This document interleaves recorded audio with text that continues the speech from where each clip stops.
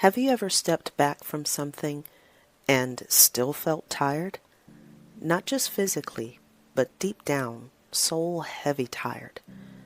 That's the moment no planner or to-do list can fix, because the problem isn't time, it's alignment. In this video, I'm going to show you what that heaviness really means, why your exhaustion might be spiritual, not just situational, and how to recognize the signal that something in your life has quietly expired. This is the start of a soft rebuild, one that doesn't demand more from you, but helps you release what no longer fits. And if this message resonates, there's a gentle companion waiting for you, a quiet gift tucked inside the first pages of my book, Peace is the Permission Slip.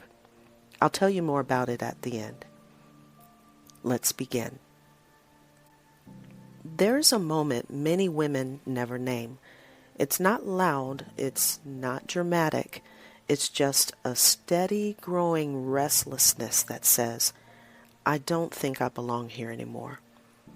But instead of listening to that whisper, we push it down.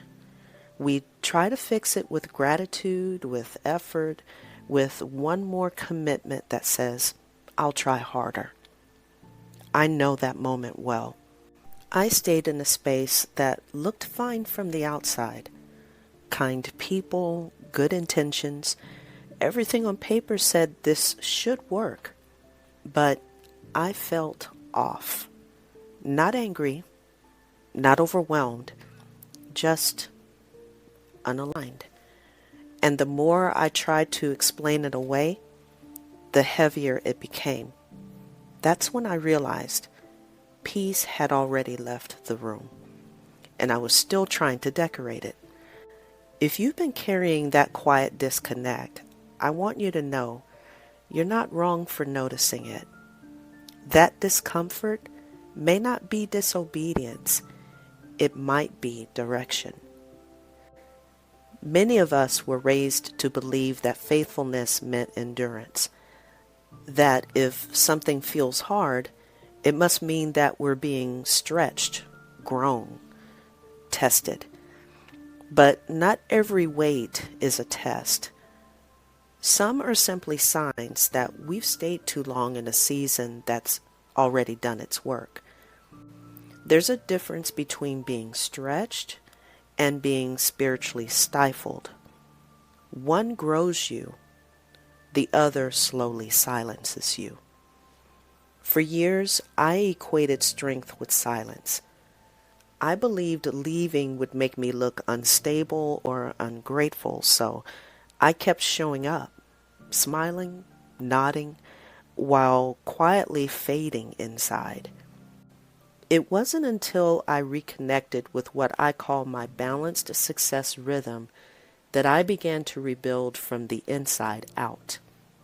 It started with one small practice, a weekly check-in. Just asking, where do I feel peace? And where do I feel pressure? That one rhythm began to uncover what my schedule has hidden. Spaces I had spiritually outgrown, but emotionally clung to. Here's the part no one really teaches. You don't need to wait for crisis, conflict, or closure to leave something. Sometimes God releases you quietly, with no big sign, no argument, no breakdown. Just peace when you imagine letting go. And that's enough.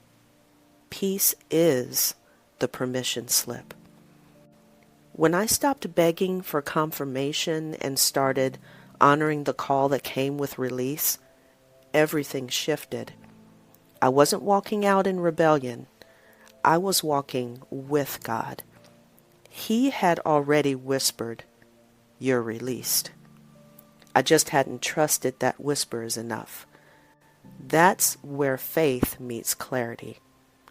Not in the loud moments, but in the quiet decisions that no one applauds, but heaven sees.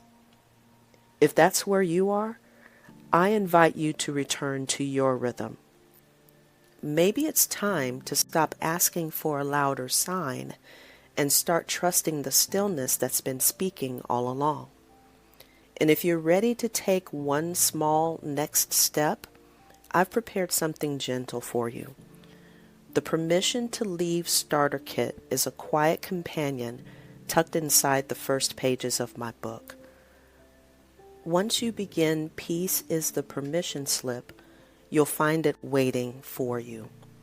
Inside, you'll find 3 reflection prompts, a scripture meditation, and a graceful exit template created to support your first few steps of release.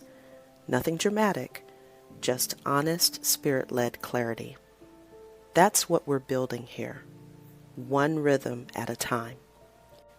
If today's message settled something in your spirit, I'd love for you to stay close.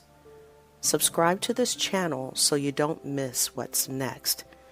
We're going to talk about the hidden cost of kindness and why it keeps so many women stuck in spaces they've spiritually outgrown. But for now, take a breath. You're not behind. You're not broken. You're simply being invited forward. And I'm honored to walk that path with you.